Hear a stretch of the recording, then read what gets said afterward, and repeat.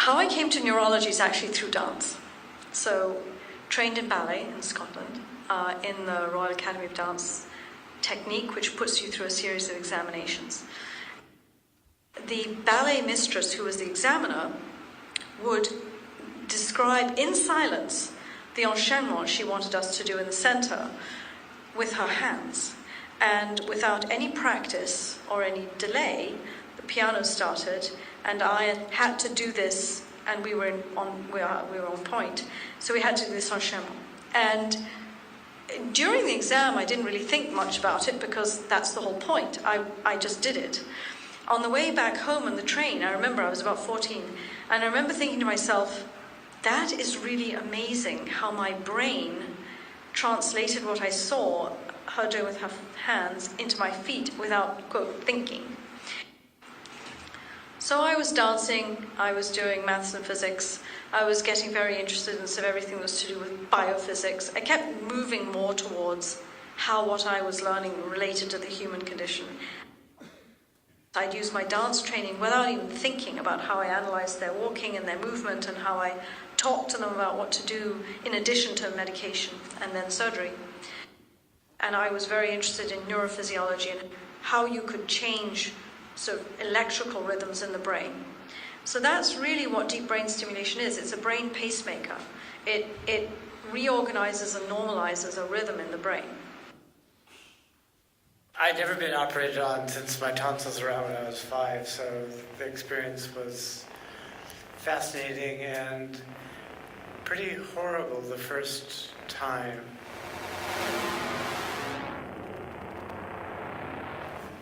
They separated into 2 operations. The first time I found myself with this thing screwed to my head that they call the halo, which should be called the crown of thorns or something. And I actually panicked in the middle. I came out of being heavily drugged to get me through to that point, and I actually began to panic because I couldn't, this thing was screwed to my head and I couldn't move from my neck up.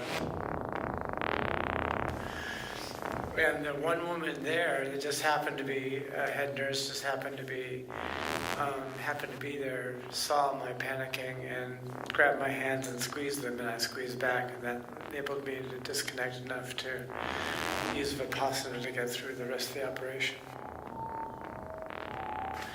When time came for the second operation, I'd been painting the whole time, and so this painting that was a landscape painting turned into a brain painting and turned into a hole in the brain painting, and essentially became my being able to confront going in again.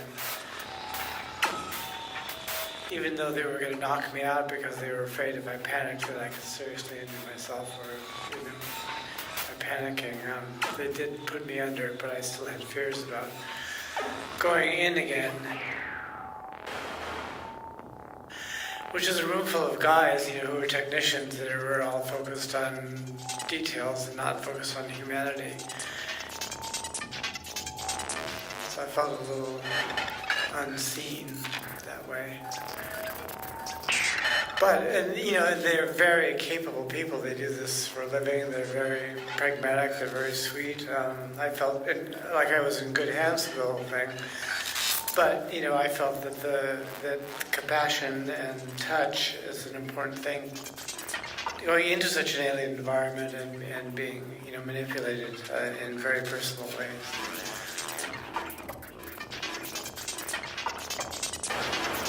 So coming out of it, I went to my tutor, and the first time she turned me on, I could feel my whole face lift. I felt it had been almost a grimace rather than a smile when people would ask me to smile for photographs, and I was able to actually smile, with it. And I felt myself, actually, some of myself, quote unquote, back again.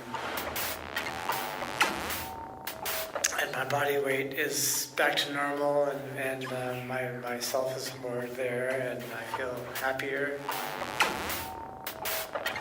So all in all, it's a good thing. I still have Parkinson's, I still have twisting foot and muscles that hurt, and still have pain issues walking. but I'm no longer, shutting down, turning off, and finding myself frozen in a park at sunset, without my cell phone, going, gee, now what do I do?